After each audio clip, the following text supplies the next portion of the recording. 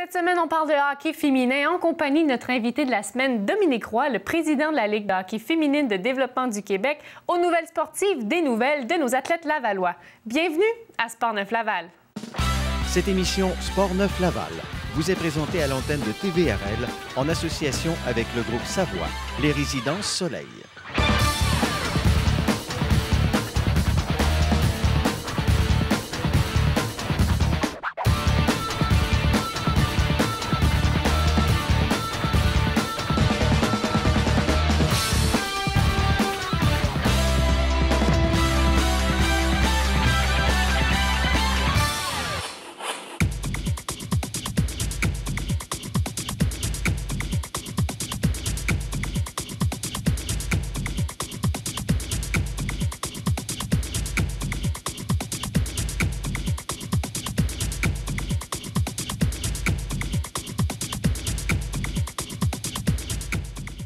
En studio avec moi aujourd'hui, Dominique Roy, le président de la Ligue de hockey féminine de développement du Québec, pour parler de hockey féminin. Bonjour Dominique. Bonjour. Ça va bien? Ça va très bien, vous? Oui, merci. Alors, merci d'avoir accepté notre invitation en studio. Et puis, on va débuter à l'instant. Donc, la Ligue de hockey féminine de développement du Québec. C'est un long nom, mais je me demande qu'est-ce que c'est exactement cette ligue? Bien, la Ligue regroupe 13 franchises à travers la province, dont Laval. Et puis, il y a au-dessus de 300 filles qui jouent dans cette ligue-là, tous de niveau 2A et 3A. Donc, c'est les meilleures filles au Québec qui sont regroupées dans des équipes pour jouer l'une contre l'autre. Et puis, qu'est-ce que c'est exactement la Ligue de développement? Donc, j'imagine que vous devez vous concentrer sur des aspects précis du développement de ces filles-là. Bien, on parle beaucoup de développement, mais aussi beaucoup de pratiques. Donc, un nombre de pratiques allouées par semaine, un nombre de matchs aussi alloués par semaine, un nombre de matchs aussi en pré-saison. Donc, il y a un calendrier assez exhaustif, donc 24 matchs par année pour les filles, plus les séries, plus les tournois, plus les entraînements, les matchs hors concours, les entraînements hors glace. Donc, on demande quand même pas mal aux filles pour pouvoir... Ouais. Ça fait un gros horaire, quand même assez chargé. Ça fait un gros horaire. Les filles sont... En moyenne, sur 7 jours, ils sont de 3 à 4 fois sur la glace par semaine. Ça sera un total d'environ combien d'heures par semaine? Je vous dirais à peu près 6 heures par semaine de glace. OK, un 6 heures de glace. Est-ce qu'il y a également un 6 heures de hors-glace?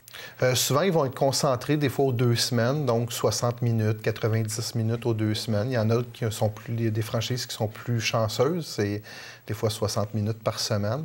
Mais je vous dirais que la moyenne des équipes ont 60 minutes par 2 semaines d'entraînement hors glace. OK, c'est quand même assez raisonnable. Oui, tout à fait. Et puis, ces filles-là, contre qui est-ce qu'elles jouent?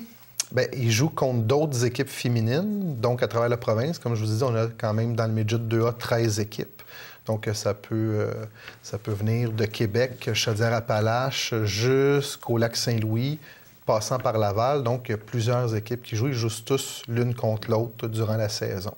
Et puis, parlons de Laval maintenant. Combien d'équipes il y a à Laval? À Laval, il y a une équipe par catégorie. Donc, une équipe dans le Pee-Wee 2A, une équipe dans le Bantam 2A, une équipe dans le Midget 2A. Donc, pour un total de 3 équipes. Et puis, qu'est-ce que les filles travaillent pendant un entraînement typique? Donc, bien, ils vont travailler beaucoup de la tactique collective et la tactique individuelle. Donc, c'est tout ce qui est technique et tactique. Donc, ils vont faire, premièrement, une série d'entraînements de base, donc des lancers, des réceptions de passes, des tirs au filet. Après ça, ils vont jouer aussi une partie tactique plutôt. Donc, ils vont jouer vraiment des entrées de zone, des sorties de zone, des entrées 2-2-1, etc. Donc, ils vont pratiquer plusieurs jeux pour pouvoir être prêts quand ils vont jouer contre une autre équipe là, par la suite. Là. Et puis, vous avez dit tout à l'heure, ce sont les meilleures filles au Québec qui sont dans ces équipes-là. Oui. Comment fonctionnent les sélections pour sélectionner ces filles? Bien, au début d'année, chaque franchise va se faire un camp d'entraînement. Donc, ils vont appeler, ils vont regrouper, ils vont sélectionner les filles qui font partie de leur territoire. Ils vont les inviter à des camps d'entraînement. Puis là, au camp d'entraînement, bien, ils vont commencer à faire des sélections. Donc, dans des régions où il y a plus de filles, dans d'autres régions où ils ont moins de filles. Ici, à Laval, on est privilégiés. Les filles qui jouent au hockey à Laval doivent se présenter au hockey féminin. Donc, c'est peut-être une des seules places au Québec que c'est comme ça, puis c'est tant mieux. Donc, les filles peuvent justement être ensemble, évoluer ensemble, puis je pense qu'ils aiment bien ça aussi. Donc, ils se présentent au camp d'entraînement, font les sélections, puis s'ils sont sélectionnés, à ce moment-là, ils jouent pour les équipes 2A de leur région. Puis est-ce que c'est une ligue séparée? Par exemple, à Laval, on a le Delta, on a Fabros, tout ça, elles ont des équipes de hockey. Est-ce que c'est une ligue séparée de ces ligues-là? C'est une association séparée, oui. Donc, c'est l'Association de hockey féminine de Laval. Donc, cette association-là gère les équipes féminines de Laval, de MAG jusqu'à junior. Alors maintenant, on a parlé des sélections, donc parlons des camps d'entraînement. Quand est-ce que se déroulent ces camps-là? Les camps d'entraînement débutent vers la fin du mois d'août, début septembre, puis ils vont avoir lieu durant tout le mois de septembre prochain. Puis est-ce que tout le monde est éligible pour participer à ce camp-là? Oui, bien que ce soit pour toutes les catégories, toutes les divisions ou toutes les classes. Donc oui, l'Association de hockey féminine de Laval organise des camps. Donc, il faut s'inscrire, puis par la suite, les gens de l'association téléphonent les filles, puis ils les font présenter sur la glace. Puis par la suite, bien, ils sont sélectionnés selon leur talent, selon leur capacité de jouer au hockey. Donc, parlons capacité de jouer au hockey. On sait, le hockey, c'est très populaire au niveau masculin. Quelle serait la plus grande différence entre le niveau de jeu des garçons et des filles? Je vous dirais que c'est certain que chez les filles, si on prend la même division et la même classe, c'est sûr que le niveau de jeu est un petit peu moins élevé. On a juste à prendre les équipes qui jouent dans les Jeux olympiques masculines. Donc, la plupart proviennent des joueurs de la Ligue nationale. Donc, c'est des équipes qui sont extrêmement compétitives. Puis quand on regarde, exemple, l'équipe féminine canadienne, donc c'est plus comparable à une équipe midget 3A masculin. Donc, on voit qu'il y a une petite différence. C'est la même chose ici aussi au hockey féminin de Laval ou des régions. Donc, oui, il y a une différence de jeu. Mais en fait de capacité, en fait de façon de jouer au hockey, en fait de technique, je vous dirais que les filles sont aussi bonnes que les garçons. C'est peut-être la force qui est un petit peu différente, soit la force des lancers souvent. Donc, on va avoir une petite différence, mais le reste, je vous dirais que c'est assez impressionnant. Donc, une fille qui évolue très bien dans une équipe féminine pourrait aller jouer avec les garçons. Tout à fait. Donc, la façon que c'est fait au Québec, donc, on priorise la fille dans leur meilleure équipe. Donc, si, exemple, si je prends un exemple du Bantam 2A féminin, bien, c'est certain que si la fille est meilleure que le Bantam 2A féminin, bien, elle doit se présenter au Bantam 2A masculin, au Bantam 2B masculin. Donc, c'est des catégories qui sont supérieures à celles féminines.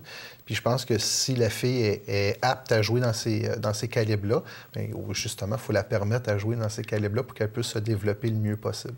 Ah, c'est excellent. Alors, M. Roy, on va prendre une courte pause. Restez des nôtres, ça ne sera pas bien.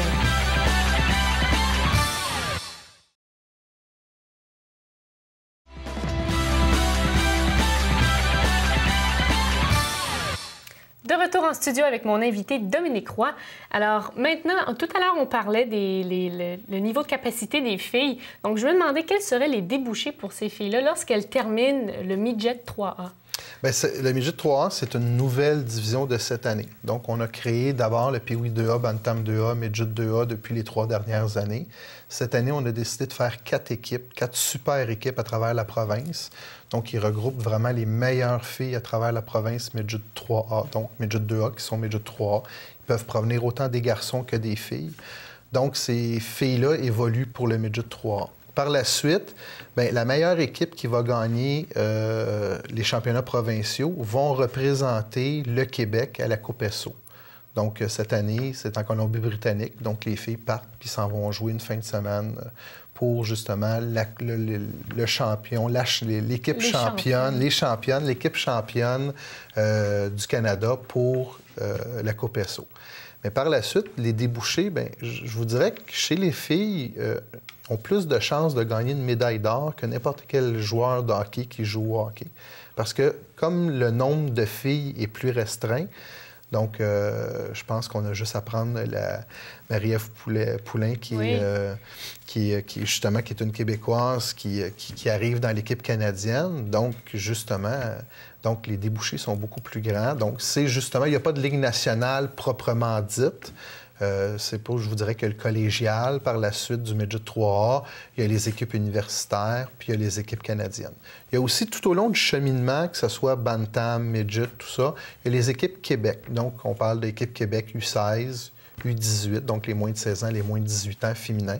Donc, ça regroupe encore là les 20 meilleures filles du Québec, moins de 16 ans, qui, eux, vont jouer contre les autres provinces. Donc, tout au long de l'année. Donc, ça permet un bon développement. Donc, je voudrais que les débouchés sont bons. Le salaire n'est pas le même qu'un joueur de la Ligue nationale, mais si on prend des Kim Saint-Pierre, on prend des...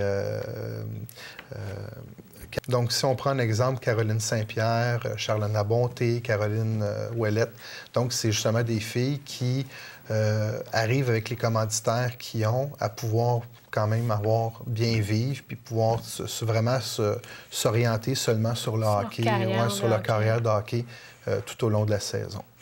Alors, je suis contente de voir qu'il y a vraiment des beaux débouchés pour les filles. C'est possible d'avoir une carrière dans le hockey au Québec. Mais je me demandais, qu'est-ce qu'il faudrait faire, selon vous, pour donner une plus grande importance au hockey féminin dans la société? Je pense que ça prend beaucoup de volonté. Donc, volonté au niveau des présidents de région, justement d'Hockey Québec aussi. Puis je pense qu'on est dans un bon pas, mais je pense qu'il va falloir qu'on mette plus d'emphase encore sur le hockey féminin si on veut que ce hockey-là se développe. Parce que présentement, le hockey féminin se développe bien justement dans le 2A, dans le 3A, donc dans les niveaux plus compétitifs. Par contre, si on ne fait rien pour nos niveaux inférieurs, bien, il va venir un moment donné qu'on va manquer de filles. Oui, donc, on n'aura plus de... Tout à fait. Donc, on n'aura plus de filles pour justement, plus de pépinières pour justement emmener ces filles-là dans une catégorie plus élevée. Puis là, je pense qu'on doit avoir un petit peu d'aide des régions. Puis je vous dirais qu'à Laval, c'est peut-être pas la bonne région à cibler parce que je pense que c'est une des régions peut-être les plus exemplaires qui existent. Donc, si on regarde au niveau des équipes 2A, ils sont considérés autant que les garçons. Si on regarde que ce soit même pour la MAG, donc l'Association de hockey féminine de Laval a autant d'heures de glace, même des fois peut-être même un peu plus que les filles, que les garçons qui sont MAG aussi. Donc, je pense qu'ici, on est vraiment bien placé à Laval pour pouvoir bien développer les filles. Mais je pense que ça prend quand même aussi beaucoup de publicité. Je pense que c'est un côté mal vu ou mal connu du hockey. Beaucoup se rendent à la ringuette. Donc, ils aimeraient ça jouer au hockey, mais souvent, ils ne savent pas qu'il y a du hockey féminin pour les filles. Mais oui, à partir de 6 ans, 5 ans, 4 ans, les filles peuvent commencer à jouer au hockey. Alors, une meilleure visibilité, un petit peu plus de publicité, mais en même temps, est-ce qu'on pourrait dire que le facteur des blessures est un facteur que les mères hésitent à envoyer leurs jeunes filles pratiquer le hockey comme ça? Oui, je pense que vous avez un bon point. Les parents, je dirais peut-être pas juste les mères, mais les parents, des fois, sont un petit peu plus inquiets pour leurs filles. Bon, les blessures, on voit encore là, au niveau de la Ligue nationale, des Sidney Crosby qui sont blessés, donc des Jonathan Letang. Donc ça l'inquiète un peu les gens. Mais je pense que le hockey, chaque catégorie, chaque division a sa force. Puis non, il n'y a pas plus de blessures. Il n'y a pas plus de blessures que la danse. Il n'y a pas plus de blessures que la ringuette. Il n'y a pas plus de blessures que le soccer. Donc, les équipements d'aujourd'hui sont beaucoup mieux faits qu'il y a plusieurs années.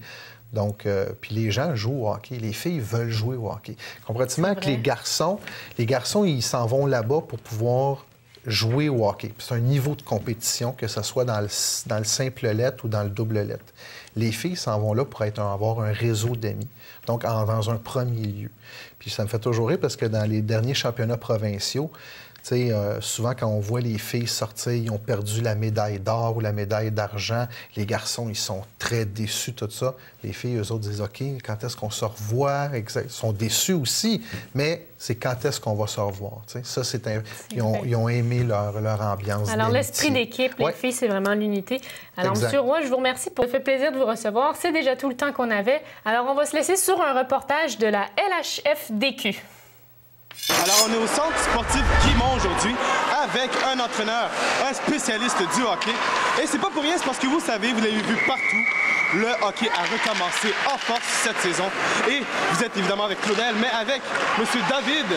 Comment ça va? Bien, bien. Comment ça va, toi? Ah, pas pire, pas pire.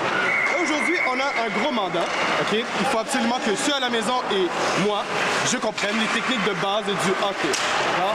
Alors, il va falloir peut-être que tu me montres différents domaines du hockey. Oui. Et tu vas peut-être me montrer quoi, en fait? Les positions de patinage, les positions de base. Toutes les positions de base. On va suivre les filles parce qu'elles sont très bonnes. Alors, j'espère que tu vas faire un bon job parce que les filles, il faut voir qu'elles sont pas mal vite. Je tiens à préciser que mes patins ne sont pas limés depuis 1 an. Hein? Ça fait la différence, OK? Ouais, fille ou pas de fille. Ça, c'est vrai, ça fait la différence. Mais c'est pas grave, moi je suis prêt. Donc, moi je suis prêt à te suivre. Tu as juste à me montrer exactement les étapes du hockey. Parfait. Première position de base. On toujours en baisse les genoux. Toujours position de base. Bâton en avant, 2 mains en avant, puis on est prêt. Première chose, on pousse vers l'extérieur. Alors, on retire, on pousse. On pousse.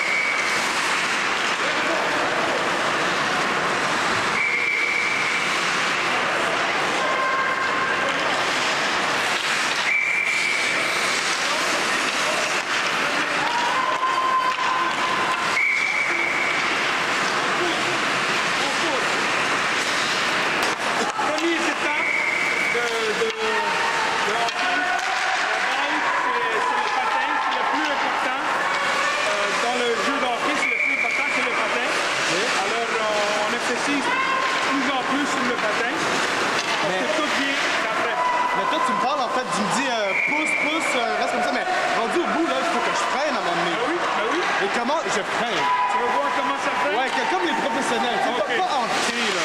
Pas des professionnels. C'est bon, fait. Même chose, en basse, position de bas. Quand tu patines, tu donnes des coups, tu te lèves un peu, tu tournes ton corps. C'est ça. C'est on lève et on tourne le corps. Exactement. Les bas, tu patines. Exactement. On essaye ça? On essaye. On go? Go. On patine.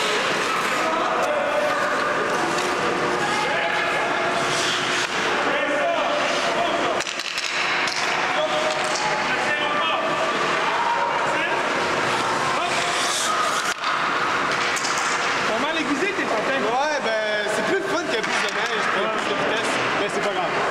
Alright. Et ben là, moi, je suis pas un joueur de hockey complet. Je le sens. Hein? Évidemment, c'est juste un début. Qu'est-ce que tu vas me montrer présentement? Peut-être au niveau de l'agilité, peut-être? Au niveau d'un joueur de hockey? L'agilité. L'agilité, c'est, comme j'ai dit, toujours position de base. OK. Très bas. Mettons, il y a un joueur que tu veux contourner. OK, vous patinez. Fait que le cône est là. OK, la rondelle s'en va vers là. Tout au bout, on tourne de là. Alors, on tourne.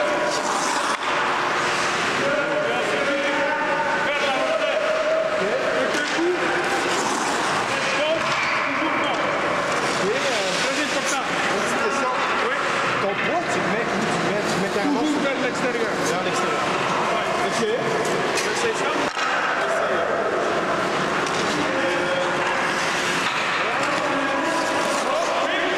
Non, attends.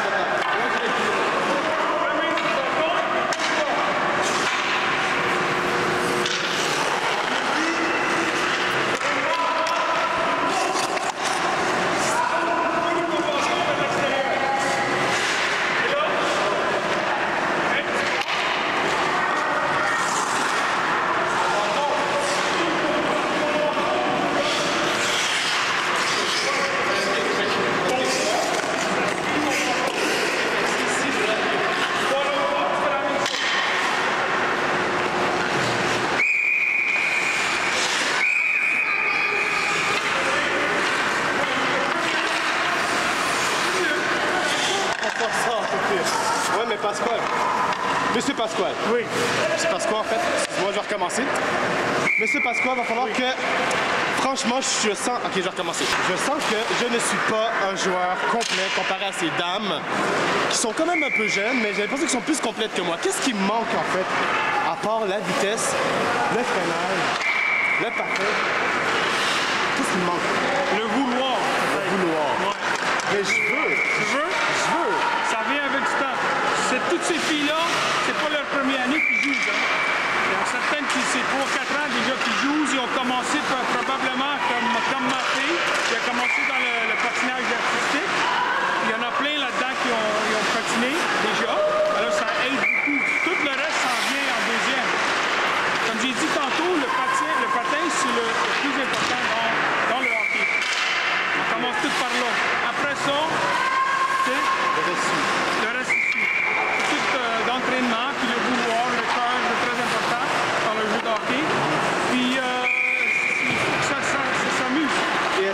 comme le hockey féminin a de la difficulté beaucoup plus que... Est-ce que le hockey féminin a de la difficulté au niveau de la popularité? Je peux te dire peut-être un couple d'années, mais maintenant, ça a monté beaucoup. Ouais. Ça a vraiment monté beaucoup. Il y a de plus en plus de filles qui ont joué. Ma fille a commencé à jouer avec les gars parce qu'il n'y a pas assez de filles. Maintenant, dans notre ligue, je pense qu'il y en a 4 ou 5 équipes de filles qui participent là-dedans, qui sont des très bonnes joueuses. C'est bien ça. Puis est-ce que justement, est-ce qu'au fil du temps, les joueuses vont devenir comme... En fait, je vais commencer ma question, tu vas comprendre. Au centre Guimont, centre sportif, c'est quoi la différence entre cette éducation-là ici par rapport au hockey et les autres centres à Laval? Mais, ici, au centre Guimont, c'est très... c'est une famille... Comment je peux dire ça? Ils aiment le hockey, c'est fou. Alors, eux autres, ils ont mis beaucoup de... Comme le hors-glace, ils ont mis beaucoup d'entraîneurs spécialisés pour encourager les enfants. C'est une famille très hockey, mettons. Ils ont mis beaucoup de temps, beaucoup de passion, beaucoup d'argent dans leur complexe, puis ils ont vraiment réussi. Et ça porte fruit, hein, justement, avec les familles, les enfants, pour voir. Ça augmente d'année en année? Oui. C'est toujours plein ici, toujours. C'est pas que, tu sais, il y a de la glace vide ou whatever, là. Pour ça sert. Oui, exactement. C'est bon, puis... est-ce que, sérieusement, est-ce que tu penses que le Canadien cette année va devenir une bonne équipe dans la Ligue ou quoi? Tes prédictions de cette année-là? Les prédictions? Ben, ils ont commencé vraiment slow, comme on dit en anglais. Mais ça commence, je pense, 3 en fil, ils ont gagné. Ça monte l'échelle, on va voir ce que ça donne, même. Doucement. Ouais. C'est bon, ça fait combien de temps que tu joues du hockey? Toute ma vie, je pense. J'aime ça, j'aime les enfants, j'aime donner mon temps. C'est tout pour les enfants. Tous les coachs qui sont là, c'est tout pour les enfants. Et comme vous voyez, il y a une énergie d'enfant d'ailleurs. Hein? C'est un homme rempli d'énergie. Et justement, si jamais vous voulez avoir beaucoup plus d'informations, où est-ce qu'on peut rejoindre justement le centre Guimont ou bien les équipes de hockey? Adresse courriel? Adresse courriel, centre complexe sportif Guimont. Ou tu viens ici sur la 440, je ne sais pas exactement l'adresse, mais... peut-être que ça va être marqué en bas de l'écran. Ben, j'espère, parce que même le numéro, je ne sais pas, mais je suis ici que beaucoup. Mes 2 enfants qui jouent, alors c'est ma 2e maison. Et voilà. Alors je suis toujours là. C'est pas un homme qui est dans l'administration, il est dans le hockey, d'accord? Il est dans le hockey. Ben, merci beaucoup, David. Bienvenue, ça fait un plaisir. Ben, merci beaucoup. Puis, sérieusement, est-ce que tu penses que j'ai du potentiel? Qui vous? Ouais. Écoute, comme j'ai dit, on va rester à la technique de base, OK? Ouais, c'est bon. Merci.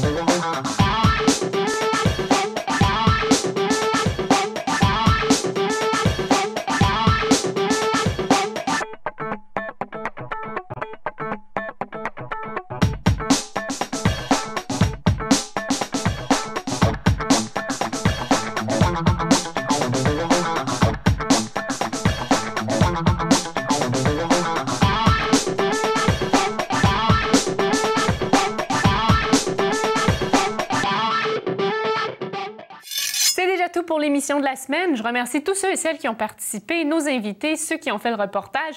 Vous avez des commentaires, des suggestions à nous faire parvenir, eh bien, n'hésitez pas à le faire par téléphone au 450-973-8005 ou par courriel à info@commercialtvrl.ca. Ici Sarah Bibeau, je vous remercie d'avoir été des nôtres et je vous dis à la semaine prochaine.